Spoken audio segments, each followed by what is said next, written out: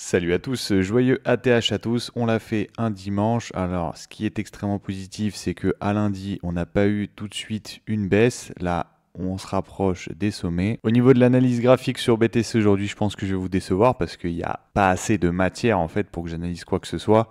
Quand on se met en une heure et qu'on voit une montée de ce type-là, en fait à chaque fois qu'il y a une petite consolidation, pardon, à peine il y a un petit mouvement juste ici, bim, ça part.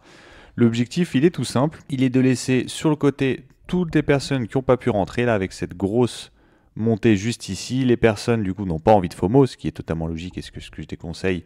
Est-ce que si jamais j'étais sur le côté, je ferais pareil? C'est-à-dire, je ne rentrerais pas avec des grosses bougies comme ça. Parce que ça joue énormément sur la psychologie des intervenants qui ont l'impression de louper le train. Et quand ils vont commencer à tous craquer et à tous rentrer, bien évidemment à levier, puisqu'il faut se refaire vu qu'ils ont loupé toute cette montée, c'est là où le marché va commencer à corriger. Mais pour l'instant, il n'a absolument pas la tête d'aller corriger et plutôt de nous faire un ATH. On passe donc à ETH qui est beaucoup plus intéressant. Je vous ai laissé vendredi sur cet order block initial de tout ce mouvement baissier. On a eu une très belle réaction. Ce qui s'était passé du coup, c'était le début d'une distribution, sauf qu'il n'y a absolument pas de cassure de la tiers, donc il n'y a même pas eu besoin de ça pour aller faire des plus hauts. Il y a eu assez de liquidité en prenant ces mèches juste ici. Il y a eu une accumulation de wick-off juste ici, un break juste ici. Et ce qui est vraiment très très bullish, c'est qu'on est revenu à peine ici. Donc vraiment, il y a une volonté d'aller plus haut avec, dès qu'on retrouve l'order block initial d'un tout petit mouvement haussier, on part directement à la hausse. Là, il y a une réaction à la baisse qui est tout à fait normale puisque dans la montée, de toute façon, il y a des résistances de partout, mais il y a une grosse qui est juste ici, donc au-dessus de cet order block juste là.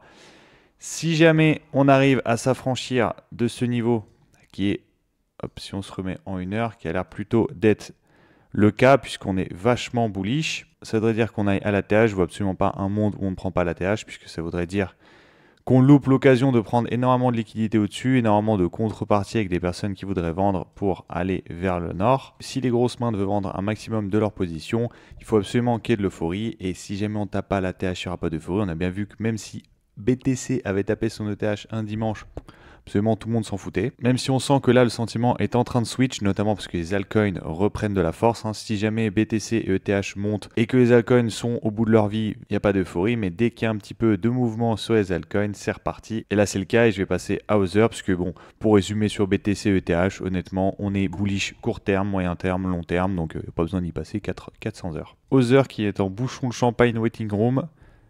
Hop. On attend juste qu'ils viennent break. Donc là, en daily, il y a ces petits sommets juste ici, tac, avec la grosse zone juste là qu'il faut qu'il pète. Ça, si jamais il vient péter, ça va être accélération haussière, hop, jusqu'au moins dans cette zone-là. Donc ça va nous faire quand même une belle valorisation à partir d'ici. Hop, à partir d'ici, on va être conservateur.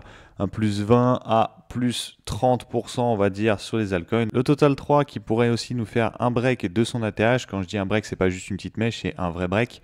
Même s'il y a les stablecoins qui sont pris dedans, c'est quand même une nouvelle qui est super positive. C'est un niveau psychologique en fait qui ramène une psychologie vachement haussière et qui amènerait un peu de carburant dans cette hausse court terme. Ça se voit notamment sur certains altcoins comme Tao qui est en train de se réveiller. Il est en train de pousser très très fort aujourd'hui.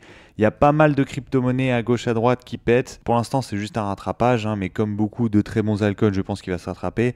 On avait vu aussi RSR qui avait, je vais me remettre en daily, hop, qui avait fait aussi une grosse bougie, il avait fait du plus 24%, donc c'était aussi un effet de rattrapage, mais on voit qu'il y a quand même une dynamique haussière qui est en train de s'instancier, et je pense que ça va continuer encore plus si jamais ETH nous fait un ATH. Il y a Ondo aussi, dont je vous parlais, qui commence à nous faire quelque chose de très très beau en daily. En fait, la plupart des bons altcoins, si jamais vous regardez, ils ont fait juste une bougie là en fait qui a permis de break ce break of structure juste ici. Après il y a eu une petite correction et là on est en train de faire le gap de rupture au-dessus de ce niveau là et hop on va être parti pour aller vers le nord. Si jamais je vois Ondo, hop, tac, bien évidemment il faut qu'il s'extrait de ce petit rectangle qu'il a juste là. Si jamais il y arrive, je pense qu'il va y arriver parce que là c'est quand même sur une bonne dynamique haussière avec la prise de liquidité hop, qui est juste ici. On va break ce niveau là, hop, direction du coup ce niveau à peu près ici, ce qui nous ferait quand même à partir d'ici un beau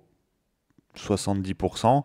Je pense qu'il va aller, si jamais il part, pardon, je pense qu'il va aller au moins ici, puisqu'il y a toute la liquidité à venir chercher jusqu'ici. En plus, ça correspondrait bien au pump que je m'attends sur Other dans ces niveaux, juste ici. Et Vous pouvez reporter à peu près ça sur à peu près, honnêtement, tous les altcoins qui commencent à péter. N'hésitez pas à regarder des altcoins solides qui n'ont pas encore pété si jamais vous voulez vous mettre. Il y a des moments où il faut être prudent sur les marchés, et des moments où il y a des signaux qui puent. Il ne faut pas être bullish en perma en étant complètement borné, mais il y a des moments aussi où il faut être bullish, et personnellement c'est l'un des moments où il faut l'être, et pas attendre que tout le monde crie aux bonnes performances, puisque ce sera déjà trop tard, et je pense qu'au moment où on verra ça, c'est que beaucoup de personnes se sont mis à levier, c'est là où on va se prendre la première tarte. Et bon, ça on verra plus tard, pour l'instant on va profiter de la montée. Si vous voulez mon avis sur un altcoin, n'hésitez pas à me poser la question en commentaire, je vous répondrai bien évidemment. Et dernière petite chose, du coup, mercredi prochain, donc mercredi 15 à 18h, je vais lancer mon premier live. Même si on ne sera pas beaucoup, c'est pas grave, hein, au moins je pourrai répondre à toutes vos questions. Vous pourrez me poser vos questions sur tous les altcoins que vous voulez, sur mon avis sur tel ou tel projet, même sur un avis macro. Donc n'hésitez pas à passer mercredi 15 à 18h.